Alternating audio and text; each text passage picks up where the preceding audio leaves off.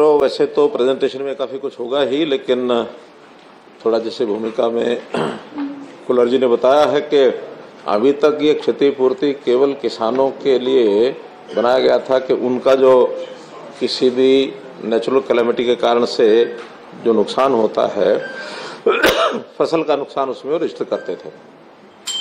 बाद में ध्यान में आया कि आखिर फसल के अलावा भी नगरों में कुछ व्यावसायिक प्रतिष्ठान हैं, कोई उनके औद्योगिक प्रतिष्ठान हैं, कोई मकानों में भी इस प्रकार का नुकसान होता है। तो ऐसे सब लॉस भी मूवेबल इमूवेबल सब प्रकार की जो प्रॉपर्टी है उसका लॉस भी इसमें अगर एंटर होगा तो उसका फिर असेसमेंट के भी तौर तरीके हैं। कुछ हमने जो ये होती है इंश्योरेंस की सर्विस उनके माध्यम से कराएंगे और कुछ असेसमेंट डीसी की कमेटीज जो हैं वो करेंगी।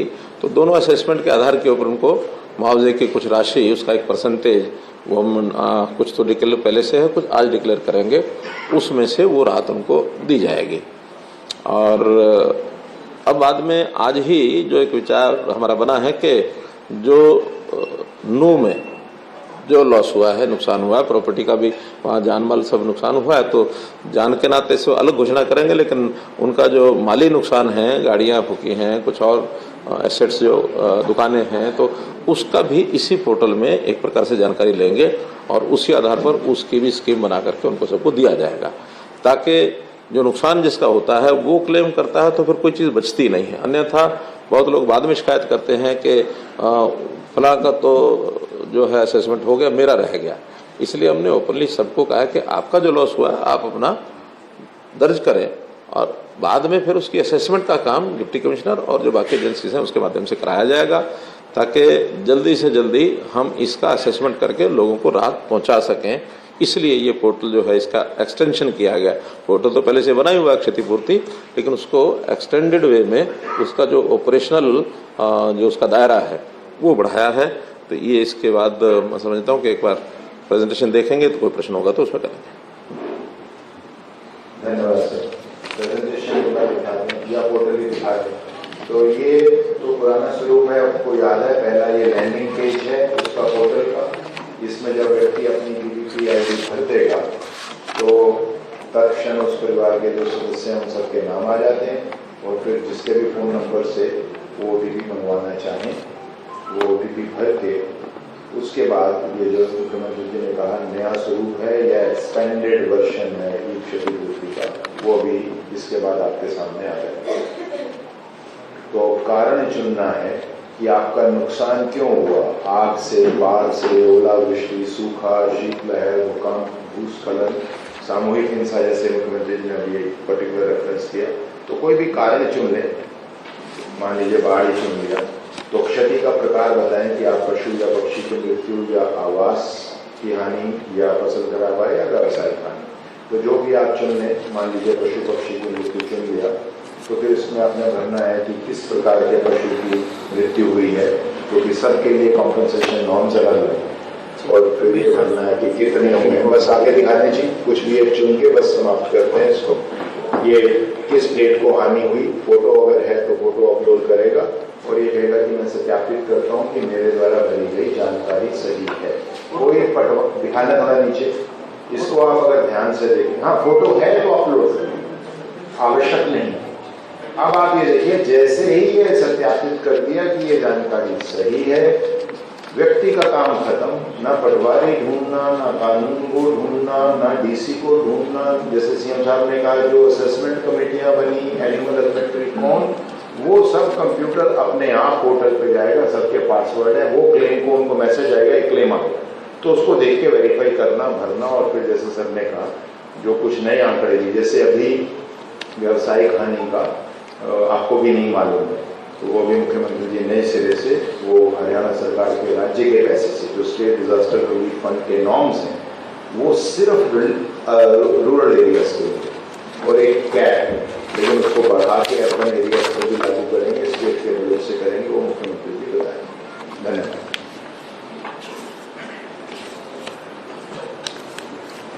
ठीक है जी, ये प्रेजेंटेशन को क्लोज कर देते हैं। और मित्रों, जैसा ये क्षतिपूर्ति का विषय है, पहला जैसे मैंने बताया किसानों वाले से हम शुरू करते हैं। तो जो हमने पोर्टल जिस दिन शुरू किया था उस दिन, क्योंकि उस दिन से वो भरने लग गए थे, तो 1 महीने का समय उस समय दिया गया था।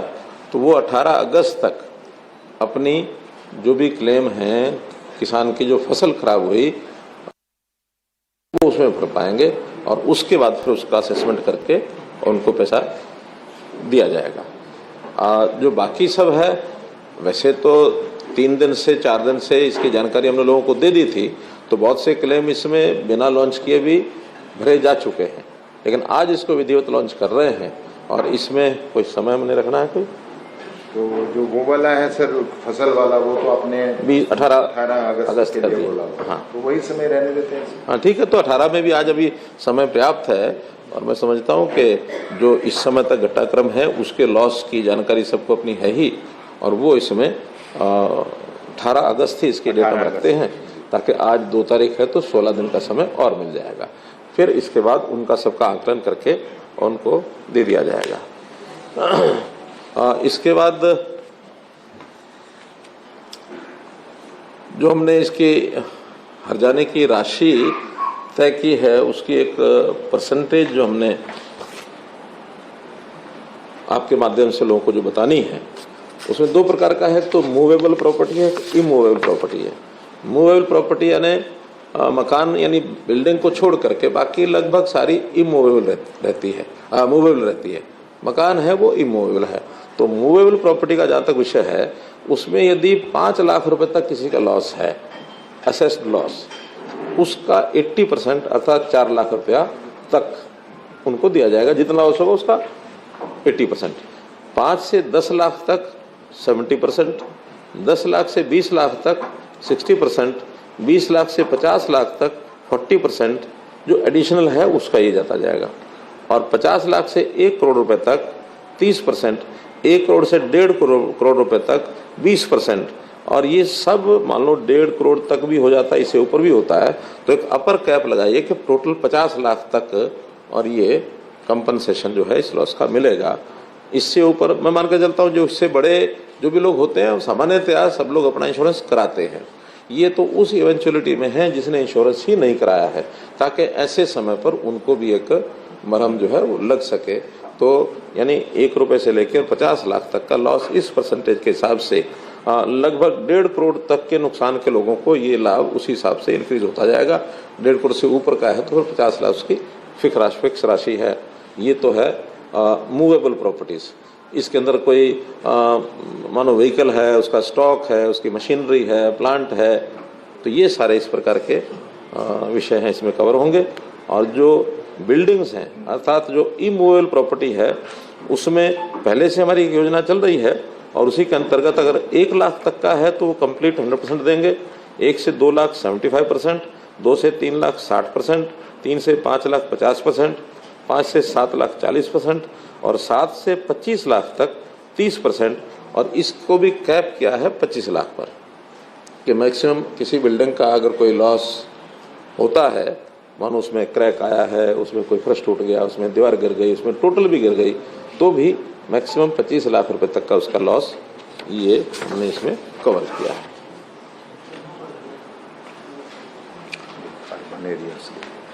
हाँ, ये अर्बन एरियाज की थी। ये जो सारा है ये अर्बन एरियाज का है। जो ग्रामीण क्षेत्र का है वो हमारा जो डिजास्टर फंड है उसकी स्कीम वो अलग से है। उसकी स्कीम है, कोई बताएंगे? जी है। हाँ, वो बता दें। वो भी आपको बता देते हैं। उसमें जैसे पशुवाद या घर के कच्चा के पक्का, वो अपर सीलिंग से एक्शन में है। हाँ, उसका शायद 1,20,000 रुपया मकान का हाउस।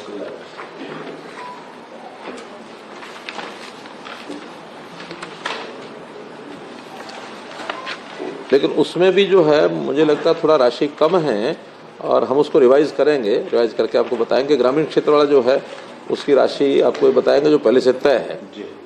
लेकिन वो मैंने एक बार देखा है, उसमें कुछ मुझे कम लगी। आप बताना चाहते हैं हाँ। जो घर का है फुल्ली डैमेज हाउस 1,20,000 पर हाउस, और अगर पार्शियली डैमेज हाउस है जहाँ पे कम से कम 15% नुकसान हुआ है, तो 10,000 रुपये प्रति घर पक्के घर के लिए, और झोंपड़ी के केस में 8,000 रुपये प्रति हट प्रति झोंपड़ी, और कैटल शेड 3,000 प्रति शेड। इसका विचार करेंगे, दोबारा से इसकी घोषणा हम करेंगे। हाँ, ये कई साल पुराना है, उस पर 18 का शायद, कब का है? ये बाढ़ आने से पहले जो हमारा इस साल का रिवीजन भारत सरकार ने किया था वो। लेकिन एक बात ये है कि जो भारत सरकार की कॉम्पनसेशन नॉर्म्स होते हैं, अगर आप फसलों में देखेंगे तो उससे कहीं ज्यादा हम देते हैं अपने टैक्स से। तो मुख्यमंत्री जी कह रहे हैं कि इससे भी ऊपर स्टेट बजट से ही है।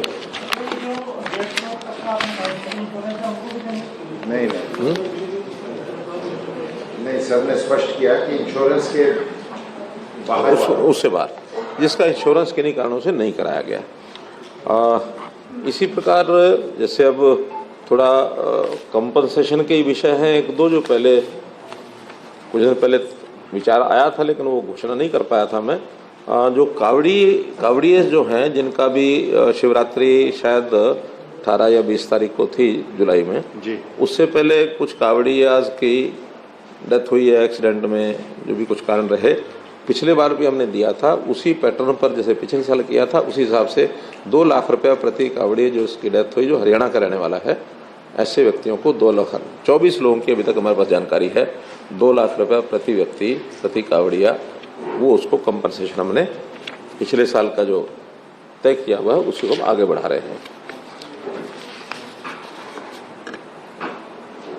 इसी प्रकार से एक कंसेशन और मैं आज घोषणा कर रहा हूँ, वो है हमारा जो HSVP हरियाणा शहरी विकास प्राधिकरण, इसमें पिछले दिनों में बिजली के बिलों का एक विषय आया था, बिजली का पानी का, तो 5% प्रति वर्ष के हिसाब से उन्हें पिछले 5 साल का 25% बढ़ा के बिल दे दिए थे।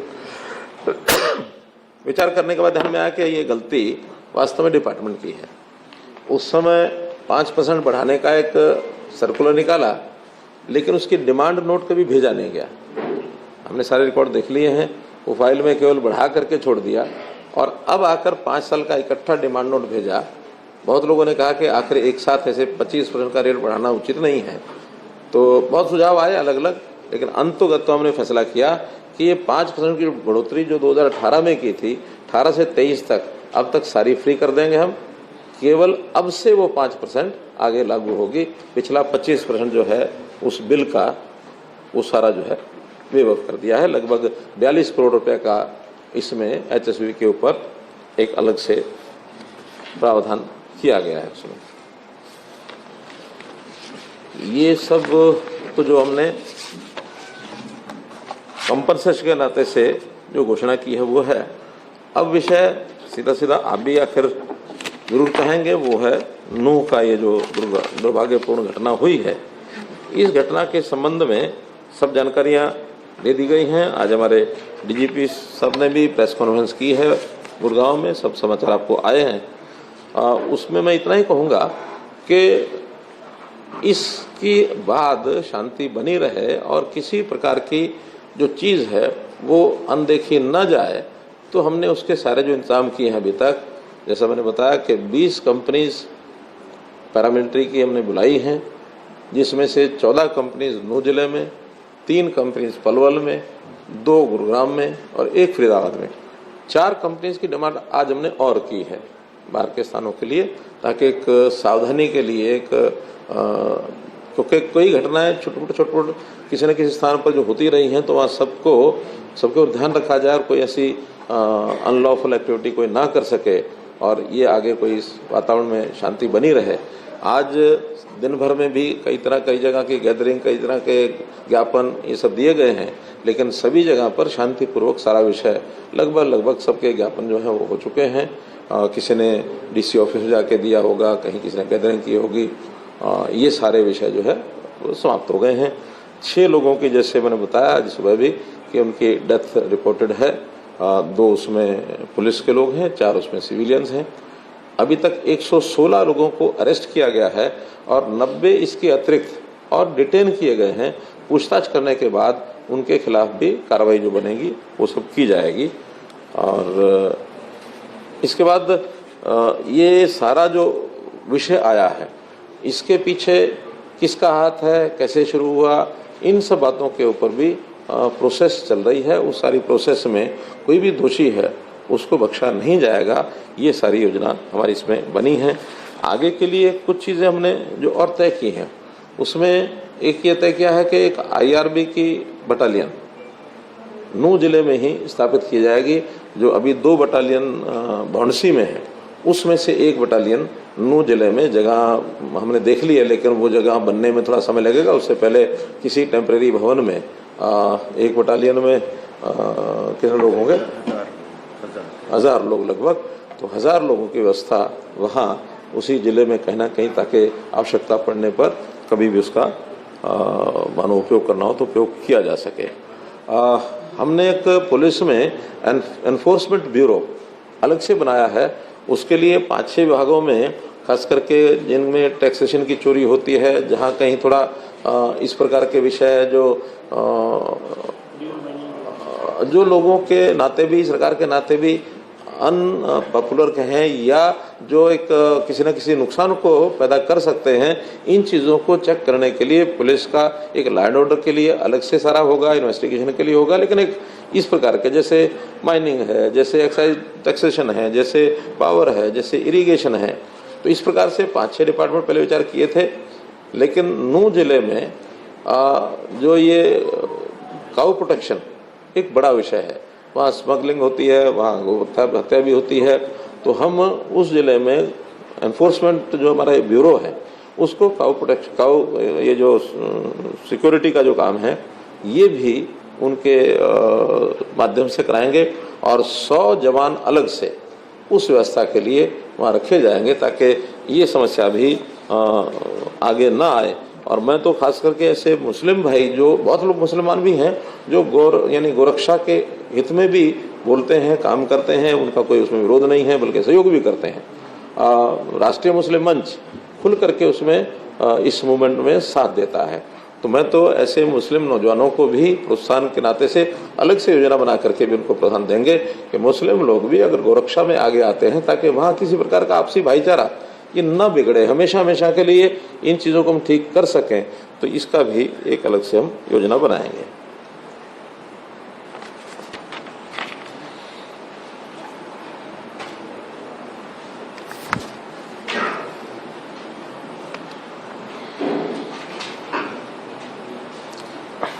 मोटे रूप से आज के इस संदर्भ में विषय इतने ही मुझे आपके सामने रखने थे। कोई बात आपको लगती है ज़रूर इसमें पूछें।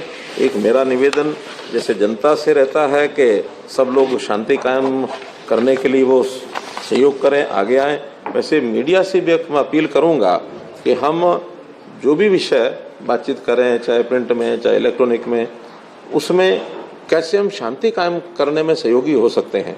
बहुत चीज़ें होती हैं अपने हाथ में, स्वतंत्रता के नाते से हम प्रोवोकेटिव भी बोल सकते हैं, हम कुछ भी कर सकते हैं, लेकिन जब तक सारी चीज़ें स्पष्ट ना हो जाएं, तब तक इन चीज़ों से जितना बचा जाए उतना अच्छा है। क्योंकि मुझे इसमें कहने में कोई गुरेज नहीं है कि बहुत समस्याओं को हमारा खास करके सोशल मीडिया, इसके कारण से भी आकार उसका बढ़ता है। तो मैं उन सोशल मीडिया के भी बंधुओं से, चाहे यूट्यूबर्स हैं, चाहे सोशल मीडिया में इंडिविजुअल भी लोग करते हैं, कहीं ट्वीट करते हैं, कहीं बाकी करते हैं, तो इन चीज़ों से बचने के लिए हमें संयम ज़रूर बरतना चाहिए। ये भी अपील आपके माध्यम से मैं करूँगा। एक एक करके, पहले एक एक करके। हाँ,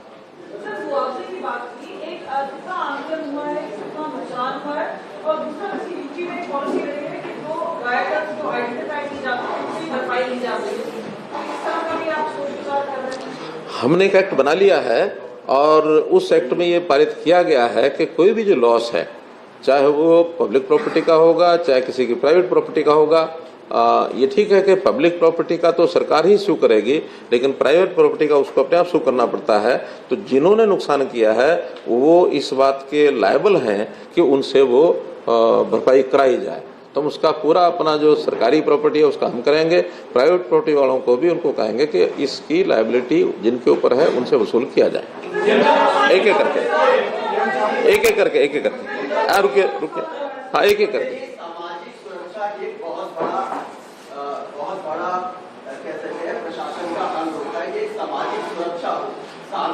के लिए तो आपने वहाँ पर फोर्स भेज दी, आपने जैसा जान लीजिए बड़ी संख्या में आप फोर्स भेजी गई, लेकिन जो सामाजिक सुरक्षा है उसके लिए सरकार क्या कर रही है वहाँ पर? क्योंकि जो लोग मारे गए वहाँ से ऐसी भी सूचना आ रही है जो वहाँ पे हिंदू रहते हैं वो भी वहाँ से पलायन कर रहे हैं, वहाँ से छोड़ के जा रहे हैं डर के कारण से, क्योंकि जिस सुनियोजित तरीके से वहाँ पर हमला किया गया, एक शांतिपूर्ण जलाभिषेक जो कार्यकर्ता करने जा रहे थे या जो लोग श्रद्धालु करने जा रहे थे उनको बकायदे घेर करके जिस तरीके से अंजाम दिया गया, उसे एक व्यापक कह सकते हैं डर का माहौल है उस पूरे एरिया में। एक तो सवाल ये है कि सामाजिक सुरक्षा के लिए की भावना को डेवलप के लिए आप क्या करेंगे, और दूसरा ये कि जो मुआवजे की अभी तक कोई घोषणा नहीं हुई वहाँ पर, क्योंकि मुआवजे क्योंकि आमतौर पर देखा जाता है बाढ़ आ जाता है, एक दिन के अंदर मुआवजा मिल जाता है, घोषणा कर दी जाती है, लेकिन जिनका नुकसान हुआ है, जितनी गाड़ियों का नुकसान हुआ है, कितना मुआवजा दिया जाएगा, उन 6 लोगों को मुआवजा कितना दिया जाएगा, इसकी अभी तक कोई घोषणा नहीं की गई है। और दूसरा ये है कि मामन खान विधानसभा में सारे प्रश्न आप नहीं करोगे तो प्रश्न रह जाएंगे। मैं क्या करूं? एक देखिए, मैंने आपको पहले अपील की, मैंने आपको एक अपील पहले की, एक अपील की कि हम विषयों को भी उसी ढंग से हाईलाइट करें ताकि समाज में कोई ऐसा विषय ना जाए जिसमें कोई बहसबाजी और बहुत बड़ा, आप कुछ भी पूछेंगे मैं उत्तर वही दूंगा जिसमें से समाज में एक शांति बनी रहे, आपसी जो विवाद की बातें हैं वो ज्यादा न उभरें। इसलिए आप थोड़ा सा शांति करें, एक एक प्रश्न का उत्तर देंगे, एक प्रश्न का उत्तर देंगे, चिंता मत करो। पहली बात आपने सुनिए, बैठ जाओ। पहली बात आपने कही है, अब सारा विषय सामाजिक सद्भाव बनाने के लिए देखिए, अरे सुरक्षा सद्भाव दोनों बातें हैं। सुरक्षा में सद्भाव में से ही सुरक्षा निकलती है। अगर सद्भाव नहीं हुआ और एक दूसरे के खिलाफ अगर गन तान के खड़े हो गए तो सुरक्षा, देखिए समाज आपस में जब तक सद्भाव नहीं होता तब तक सुरक्षा को एक चैलेंज रहता है। और आप ये मानिए, हर व्यक्ति की सुरक्षा न पुलिस कर सकती, न आर्मी कर सकती, न आप और हम कर सकते। सुरक्षा के लिए भी एक वातावरण बनाना पड़ता है, और वातावरण समाज में एक सामंजस्य, सद्भाव, इसके लिए पहला प्रयत्न करना पड़ता है। उसके लिए पीस कमेटीज बनी हैं, उसके लिए एडमिनिस्ट्रेशन को लोग लगे हैं। हाँ, मौके पर तनाव न बढ़े इसके लिए फोर्स पूरी रखनी पड़ती है। उन्होंने फ्लैग मार्च भी किया है। जो ऐसे गलत वृत्ति रख करके कोई लोग इस प्रकार का मानस बनाए बैठे, उनके मन में एक भय बैठाना पड़ता है। लेकिन ये तात्कालिक विषय होते हैं, करंट इश्यूज होते हैं। करंट विषय में करने के बाद आखिर में तो सामाजिक सद्भाव बना करके तभी लोगों का रहन सहन ठीक हो सकता है। आप कहीं भी चले जाइए, दुनिया में किसी भी देश में चले जाइए, हर व्यक्ति की सुरक्षा पुलिस के द्वारा करना संभव नहीं होता। हमारी 130 करोड़ आबादी है, हरियाणा की लगा लें तो 2 करोड़ 70 लाख आबादी है। अब 2 करोड़ 70 या 80 लाख आबादी, हमारी पुलिस कितनी है? अब 60,000 50,000। तो इसलिए ये वातावरण बनाना पड़ता है। हम वातावरण बनाएंगे, अपील बार बार करेंगे, हाँ उसमें से एक सीमा को लांघेगा, उसके खिलाफ कार्रवाई करेंगे। और कार्रवाई, अरे भाई, कार्रवाई करने का जो विषय होता है वो बता के करना होता, जरूरी थोड़ी होता है। ये अलग अलग हर किसी का होता है, कोई बताएगा और कोई करेगा। आप धीरे धीरे चीजें देखेंगे, आपके सामने आएंगी। कल क्या होगा, आज चीजें प्रोसेस में है। प्रोसेस हमेशा कल्प्रिट जो है, दोषी जो है, उसको सबक सिखाने के लिए जो करना होता है वो करेंगे, लेकिन हम किसी निर्दोष के खिलाफ कोई कार्रवाई नहीं करेंगे। एक मिनट, आपके जो विधायक हैं सत्य प्रकाश राव, उन्होंने आज कहा कि इसकी पटकथा तो विधानसभा में ही लिखी जा चुकी थी। कांग्रेस के विधायक मामन खान, उन्होंने ओपनली चैलेंज किया था वहाँ विधानसभा के अंदर कि हम अब की बार जब होगा तो हम देख लेंगे। तो अब की बार उन्होंने सीधे सीधे आरोप लगाए सत्य प्रकाश रावता ने, कहा कि मामन खान ने पूरी पटकथा लिखी है और उन्होंने जो विधानसभा के अंदर लफ्ज बोले थे कि प्याज की तरह फोड़ देंगे, उसके बाद जब दंगे हो गए तो सोशल मीडिया पर जो दूसरे समुदाय के लोग थे उन्होंने साफ तौर पर ये लिखा कि प्याज की तरह फोड़ दिया। तो कहीं ना कहीं वो आपस में मिले हुए हैं। ये आपके खुद के पार्टी के विधायक सब नहीं, मेरी पार्टी के विधायक मामन खान नहीं है, जरावता है। देखिए, सब बातें ध्यान में हैं। सारी प्रोसेस जो हमने चलाई है उस प्रोसेस के अंतर्गत जिन की जो गलती है उनको निश्चित रूप से दंड मिलेगा। इस समय किसी भी बात का इससे ज्यादा खुलासा करना ठीक नहीं है।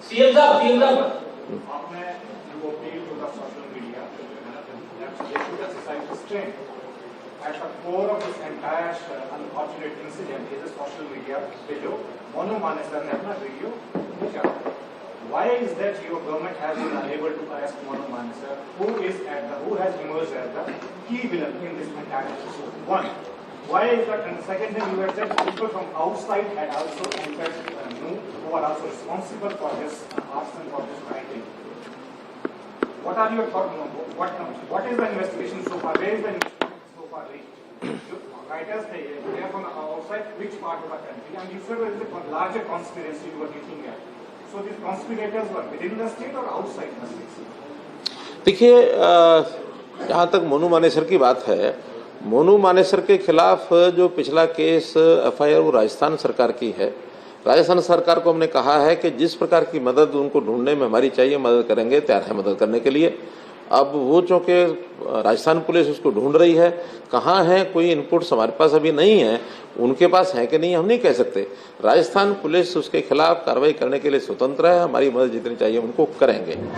जहाँ तक दूसरा विषय आपका है आउटसाइडर्स का, चूंकि अब लगातार जितने सोशल मीडिया पर जो चीज़ें चली हैं उनको भी चिन्हित किया जा रहा है।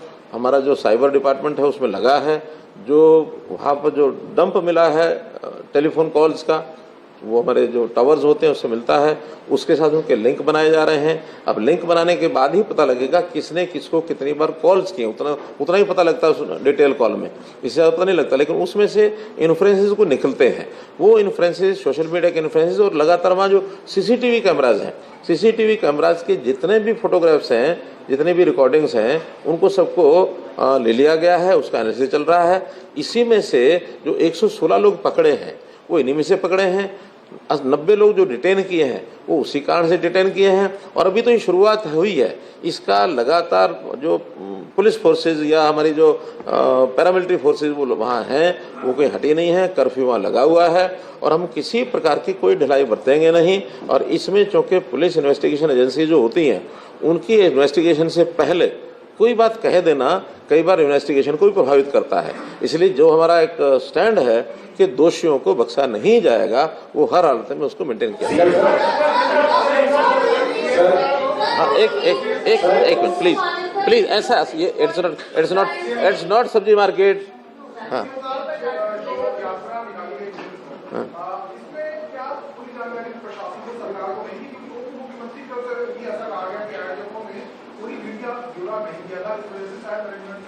क्या किसने कहा?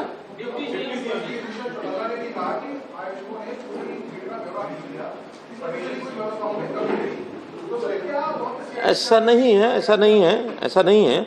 जो डिप्टी कमिश्नर और वहाँ चूँकि वहाँ के जो एसपी जो सुप्रीटेंडेंट पुलिस थे वो छुट्टी गए हुए थे, 10-12 दिन पहले विदेश के उनका कोई कार्यक्रम था, वो गए हुए थे और कोई इस तरह की उस समय की संभावना भी नहीं थी। लेकिन जब ये जानकारी यात्रा की मिली है तो डिप्टी कमिश्नर ने स्वयं दोनों ही तरह की जो हमारी उनकी जानकारी उन्होंने हमें बताया है, दोनों ही पक्षों से एक दिन पहले तक उन्होंने मीटिंग की। मीटिंग करने के बाद उनको आश्वस्त किया गया कि भी शांतिपूर्वक निकलेगा, किसी प्रकार का कोई तनाव ऐसी बात नहीं होगी। लगातार उनका उसके ऊपर ध्यान था। लेकिन सडनली ये जो सारी चीज़ें चली हैं, इसके बारे में सारी प्रोसेस में से जो जानकारियाँ मिलेंगी और जो जानकारी मिलेगी जिसके खिलाफ भी कोई इस साजिश को करने का कोई सूत्र मिलेगा उसके ऊपर कार्रवाई करेंगे। लास्ट इस लाइन में लास्ट। हाँ,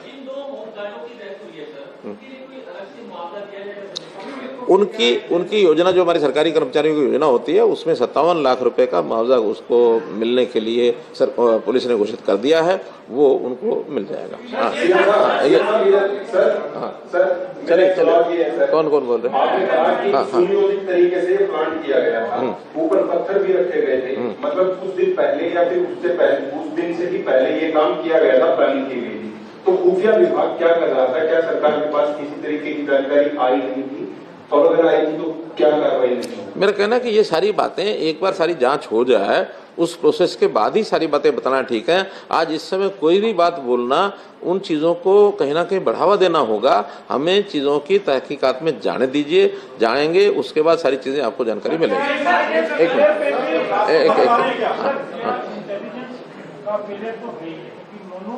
मानेसर की जो वीडियो थी, मैं जाऊंगा ये होगा, जो सोशल मीडिया पे थी, उसके बावजूद भी कहीं ना कहीं बातचीत के जरिए ही प्रदर्शन आश्वस्त रहा कि कुछ नहीं हुआ।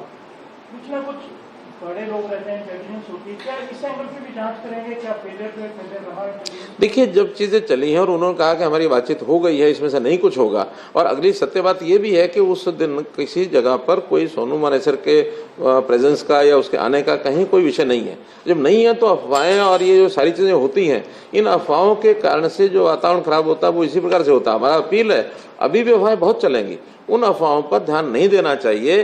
हाँ, उसमें जो चीजें सत्य होंगी उसके ऊपर कार्रवाई की जाएगी। हाँ,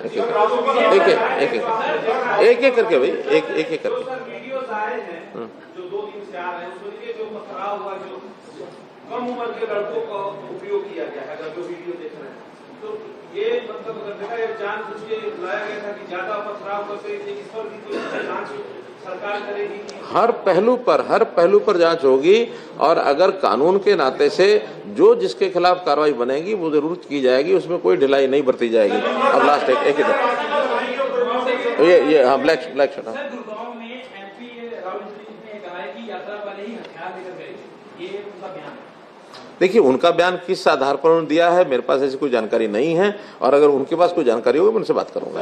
रवि, आपने बात की है इस मामले में, आप कह रहे हैं शांति व्यवस्था बनाए रखी, जो विपक्ष के नेता है या तमाम जो राजनीतिक दलों के साथ कोई बैठक करेंगे क्या? क्योंकि एक राजनीतिक दल तो ये कह रहे हैं कि बीजेपी की सरकार की साजिश है, इसको कामयाब ना होने देंगे। इनेलो के नेता का चौटाला का ये बयान है, हालांकि भूपेंद्र सिंह हुड्डा या अन्य जो नेता है वो शांति की अपील कर रहे हैं, लेकिन आप कोई सभी दलों की बैठक बुलाकर तो इस मामले में चर्चा करें? देखिए, मेरा कहना है कि इस प्रकार के जो विषय होते हैं कभी भी राजनीति नहीं करनी चाहिए, राजनीति से ऊपर उठ करके इन चीज़ों का समाधान करना चाहिए। अब चूंकि चीज़ें सारी बहुत शांति की तरफ बढ़ रही हैं आगे, और शांति की तरफ बढ़ जाती हैं, स्थिति ठीक होती है, तो हम स्वाभाविक है अभी कुछ दिन बाद सेशन हमारा होगा, उसमें मिलने ही वाले हैं, और जो सुझाव कहीं से भी आएंगे उसके ऊपर हम काम करेंगे। सरकार का काम होता है सभी के सुझाव लेकर के काम करना चाहिए। हाँ, खड़े। हाँ जी, सख्त संदेश की आप बात कर रहे हैं, हजरत साहब भी बात कर रहे हैं, अनिल साहब की भी सख्त कार्रवाई करेंगे, तो क्या राष्ट्र को लगाने की तैयारी है? जिन्होंने इतना उपद्रव मचाया पूरी तौर पर जो कुछ करेंगे घोषणा करके नहीं करेंगे, करके तब बताएंगे। सर, ऐसा है कि ये ऐसा भी आ रहा है कि पिछले कुछ टाइम पहले 5 लाख गाँव में छापे मारे थे काफी, और उसी की बदला लेने की भावना से वहाँ के जो लड़कों ने या समाज ने ये कदम उठाया, पुलिस को ही निशाना बनाया और साइबर थाने को स्पेशल बनाया। तो इसके ऊपर आपने वैसे वहाँ के बटालियन भी लगा रहे हैं, तो क्या डर खत्म हो गया था लोगों का? देखिए, वो एरिया पुन्हाना का एरिया है, 14 गांव में हमने छापे लगाए थे, और आज भी ठीक संख्या में याद नहीं, लेकिन 100 के आसपास लोग अभी भी उसमें अंदर हैं। और ये नू का एरिया एकदम अलग एरिया है। अब जब सारी तहकीकात होगी तो वो जो लड़के वहां पर ऑपरेशन कर रहे थे या इस प्रकार का साइबर क्राइम कर रहे थे, वो कितने इसके अंदर शामिल होते हैं, वो जानकारियां सारी मिलेंगी। लेकिन इस समय एकदम ये कहना और लिंक जोड़ना, मैं इसमें हाँ, वो जांच कर रहे हैं, जांच सब करेंगे। हाँ, लास्ट सर, जांच के लिए कोई आपने एसआईटी बनाई है सर? देखिए, जितना बड़ा हमारा पूरा यानी पुलिस का टॉप वहाँ गया हुआ है, डीजीपी वहाँ बैठे हैं, एडीजीपी सीआईडी वहाँ बैठे हैं, हमारी एडीजीपी लॉ एंड ऑर्डर ममता सिंह वहाँ बैठी हैं, हमारे वहाँ के जो आईजी हैं साउथ रेंज के वो वहाँ बैठे हैं। एसआईटी होती है, कोई एक आध घटना होती है और जिसमें कोई एक आध ऑफिसर के नीचे 2-4 लोग लगा के उसकी इन्वेस्टिगेशन करें, ये सब लोग बैठे हैं। इनके बैठने के बाद कोई एसआईटी का वर्क बचता नहीं। एक करके बस, अब 2-3 हाँ, एक मिनट, अरे एक करके सबका मैं जवाब दूंगा, मैं कहीं जाने वाला नहीं, चिंता मत करो। सर, विधानसभा अध्यक्ष ज्ञानचंद गुप्ता कह रहे हैं कि अधिकारी अगर एक्शन लेते तो इस तरीके की हिंसा ना होती। इनपुट था लेकिन पुख्ता नहीं था, इसकी वजह से एक हिंसा हुई है घटना में। विधानसभा अध्यक्ष ज्ञानचंद, देखिए, ये अगर का विषय नहीं हुआ करता, घटना नहीं होती तो सब ठीक था, और जो घटना हो गई है तो कितने अगर लगा लो। एक वो आ गई बात सारी। एक मिनट भाई, एक करके ना, ऐसा थोड़ी है। दोनों विधायकों द्वारा मोहम्मद इलियास और मोहम्मद खान द्वारा जो रोया गया था विधानसभा के अंदर, वो रोए थे। मोनू मानेसर के खिलाफ उनके द्वारा सबूत भी पेश किए गए थे विधानसभा के अंदर। उन्होंने कहा था कि मोनू मानेसर एक तरीके से थ्रेट है, जो नून जिले के अंदर जो है वो लगातार जो टीनेजर्स हैं, मुस्लिम टीनेजर्स हैं, उनके खिलाफ जो है वो ड्रग्स के केसेस जो है वो नकली ड्रग्स के केसेस उनके खिलाफ बनाए जा रहे हैं, और बहुत सी कार्रवाई जो है वो गोरक्षा के कोई देखिए आरोप प्रत्यारोप लगाना बहुत आसान होता है। आखिर हम मानो सरकार के अंदर हमारा एक दायित्व है, पुलिस का अपना एक दायित्व है। जिस किसी को किसी इन्वेस्टिगेशन में संतुष्टि नहीं होती है, इसके आगे कोर्ट्स भी हैं, उनका कोई रास्ता हमने बंद नहीं किया है। कोई अगर सबूत देते हैं और हम कार्रवाई नहीं करते हैं, ऐसा नहीं हो सकता। लेकिन फर्जी आरोप प्रत्यारोप से हम सबको बचना चाहिए। हाँ चलिए,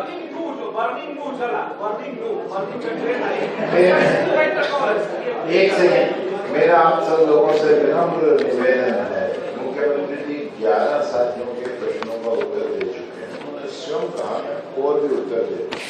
कृपया इनके पास माइक है और सवाल पूछना चाहते हैं, वो अपना माइक ऑन छोड़ें, अभी कर लें, बस उसके बाद ना करें तो हमें स्पष्ट हो जाएगा। जो लोग खड़े हैं और अभी प्रश्न पूछना चाहते हैं वो थोड़ा सा इतना अपनी वो दिखाएं कि खड़े रहें, बोले मत।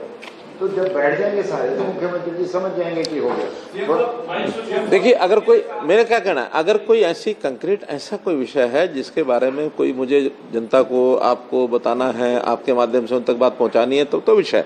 कई बार हम भी विषय ऐसे पूछते हैं जिसमें से आप क्यों बोल रहे हैं?